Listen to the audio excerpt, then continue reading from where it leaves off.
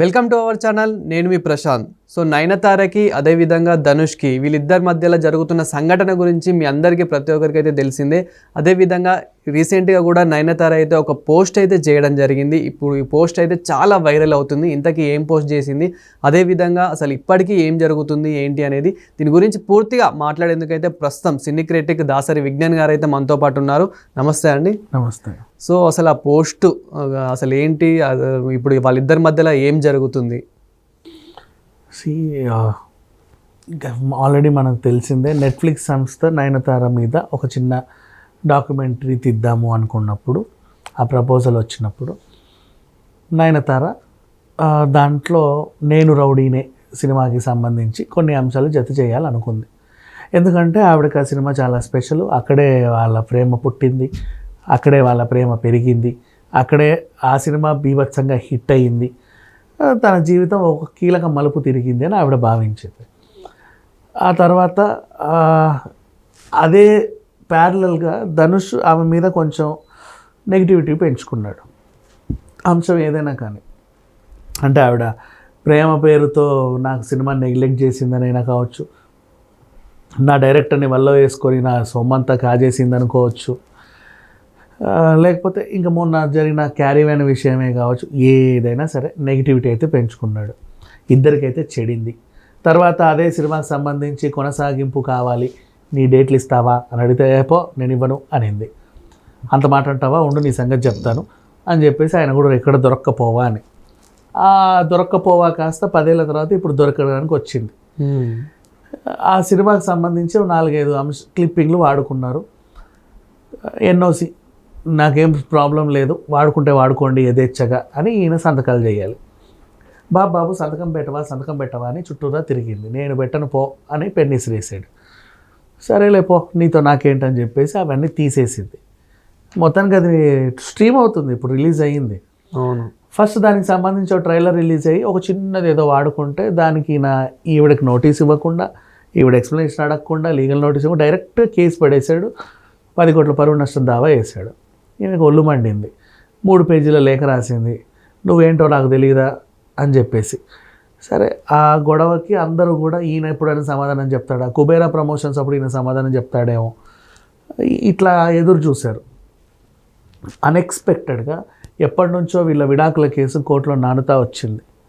అది కాస్త విడాకులు మంజూరు అయ్యే డేట్ ఇప్పుడే వచ్చింది, మంజూరు అయ్యింది. నాకు కలిసి ఉండడం ఇష్టం లేదు అని రజనీకాంత్ గారు అమ్మాయి కరాఖండిగా చెప్పేసింది. సో బ్రేక్ పడింది. ఇప్పుడు ఈయన వైపుగా కొంచెం ఒక వెయిటేజ్ తగ్గినట్టుగా ఉంది, ఈమె వైపు కొంచెం వెయిటేజ్ పెరిగింది. ఆమె ఏదో రిలీజ్ అయిందిగా, జనాలు చూస్తున్నారు. ఈయన వైపు కొంచెం, అంటే ఈయనే అరిచాడు, ఈయనే ఇబ్బంది పెట్టాడు, ఇతను ఇబ్బంది పెట్టే మనిషి, అందుకే భార్యతో కూడా విడిపోవాల్సి వచ్చింది అన్నట్టుగా మైనస్ అయింది. ఎందుకంటే ఆ భార్య ఎవరో గారు రజనీకాంత్ గారు అమ్మాయి, అంటే పద్ధతులు పాటలు వీళ్ళకి తెలిసినంతకి ఇంకెవరికి తెలియదు అని తమిళ ప్రజలు నమ్మే అటువంటి ఒక మనిషికి కూతురు, అంతే కదా. సో వాళ్ళ వైపే కొంచెం వెయిటేజ్ ఉంటుంది, వీళ్ళ తప్పున్నా లేకున్నా కూడా. బేసికలీ ధనుష్ అభిమానించే వాళ్ళు కూడా కొంచెం న్యూట్రల్గా ఆలోచిస్తే అదేం లేదు, మా ధనుష్ చాలా మంచోడు, అద్భుతమైన వ్యక్తి అని వీళ్ళు. ఈ టైంలో ఈవిడ ఒక పోస్ట్ పెట్టింది, నువ్వు ఏదైతే అబద్ధం చెప్పి ఒక వ్యక్తి జీవితాన్ని సర్వనాశనం చేశావో నీకు వడ్డీతో సహా తిరిగి వస్తుంది అన్నట్లుగా పోస్ట్.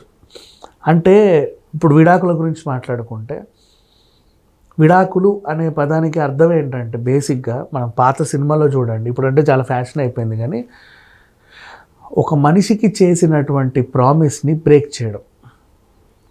ప్రామిస్ బ్రేక్ చేసావు అంటే ప్రామిస్ చేసేటప్పుడు నువ్వు అబద్ధపు ప్రామిస్ చేసినట్టే కదా, నీకు అర్థమవుతుందా?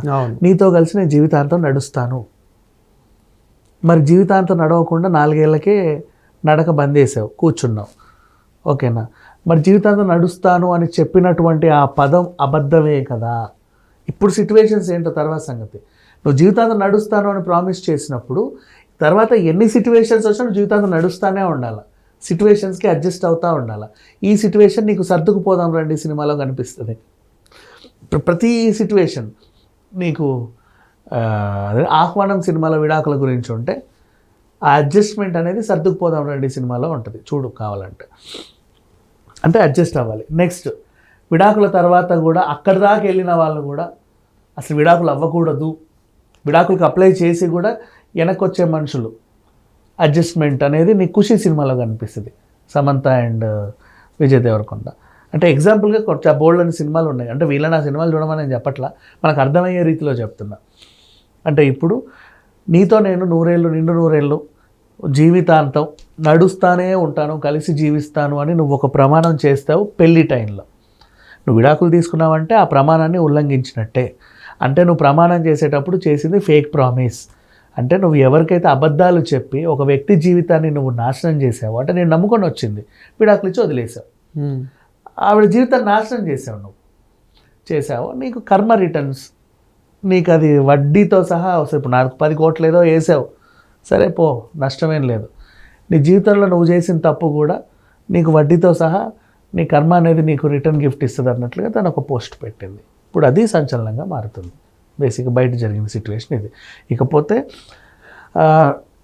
నయనతారకి మీద కూడా ఇది వచ్చినప్పుడు కొంచెంమంది నయనతార గురించి కూడా గుర్రుగా ఉన్నారు. ఆవిడని ఏమన్నారంటే ఈమెకు కూడా చాలా పొగరు, ఎందుకంటే సినిమా ఫంక్షన్లకు పిలిస్తే రాదు, షూటింగ్లకు పిలిస్తే మాత్రం ఎగేసుకుంటూ వచ్చేస్తుంది, రెమ్యునరేషన్లు విచ్చలవిడిగా తీసుకుంటుంది, డిమాండ్ చేసినంత తీసుకుంటుంది, ఫంక్షన్లకి గట్రా ప్రమోషన్లకు గట్రా రమ్మంటే రాదు అని.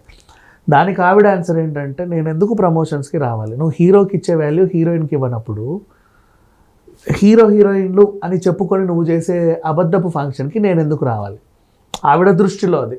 అవును, అంటే ఒక హీరోకి నువ్వు 40 కోట్లు ఇస్తున్నావు, హీరోయిన్ 4 కోట్లు అడుగుతావు, కింద నుంచి మీదకి ఇట్లా చూస్తున్నావు, ఓకేనా. హీరో స్టాఫ్కి ఏమో ఫ్లైట్లు వేస్తావు, హీరోయిన్ స్టాఫ్కి ఏమో ట్రైన్లు వేస్తావు, నీకెందుకు అని. హీరో ఒక 30 మందిని వెనకాల పెట్టుకుంటాను అంటే పెట్టుకోండి సార్ అంటావు. హీరోయిన్ ఒక 4 వెనకాల తిప్పుకుంటే చాలా అబ్బా ఈమెకి ఎంత ఎక్కువ అంటావు. ఇట్లాంటివన్నీ చూసేటప్పుడు చూసింది అన్నీ, ఇప్పటికీ హీరోయిన్గానే ఉందిగా, అన్నీ చూసింది. నువ్వు హీరోతో సహా సినిమాలో హీరోయిన్కి గౌరవం ఇచ్చిన రోజే నేను నీ ప్రమోషన్స్కి వస్తాను అనింది. ఇది నిజమే, ఎందుకంటే ఇప్పుడు ఇంట్లో ఇళ్ళలో వంటింట్లో ప్రియురాలు సినిమా, హీరోతో సమానంగా హీరోయిన్కి వాల్యూ ఉంది, ఇద్దరు హీరోయిన్లకి వాల్యూ ఉంది. పవిత్ర బంధం, ఇప్పుడు సౌందర్య చేసే సినిమాలు కానీ, రమకృష్ణ చేసే సినిమాలు కానీ, అప్పట్లో మీనా చేసిన సినిమాలు కానీ, నగ్మా చేసిన సినిమాలే కానీ, సంగవి చేసిన సినిమాలే కానీ, రంభా చేసిన సినిమాలే కానీ, నెక్స్ట్ నిన్నటి తరం హీరోయిన్లు సుహాసిని గారే కానీ, వాళ్ళు చేసే ప్రతి సినిమాలోనూ హీరోయిన్లకి ఈక్వల్ ఇంపార్టెన్స్ ఉంది. మొన్నటి జనరేషన్ తరుణ్, వీళ్ళందరూ వచ్చిన ఉదయ్ కిరణ్, శ్రియ, వీళ్ళ జనరేషన్లో కూడా హీరోయిన్కి ఈక్వల్ ఇంపార్టెన్స్. ఇప్పుడు నువ్వే కావాలి, మనసంతా నువ్వు నాకు నచ్చావు, నువ్వు లేక నేను లేను, నువ్వే ఇలాంటి సినిమాలన్నీ వచ్చాయిగా. హీరోతో పాటు ఈక్వల్గా హీరోయిన్కి ఇంపార్టెన్స్, సంతోషం. సో అక్కడ ఏంటి, సాంగ్స్లో కానీ దేంట్లో కానీ హీరోయిన్లు ఇద్దరూ ఈక్వల్ ఇంపార్టెన్స్గా ఉంటుంది. ఇప్పుడు సినిమాలు ఎలా ఉన్నాయంటే హీరో బేస్డ్ సెంట్రిక్ సినిమాలు అన్నీ అంతే.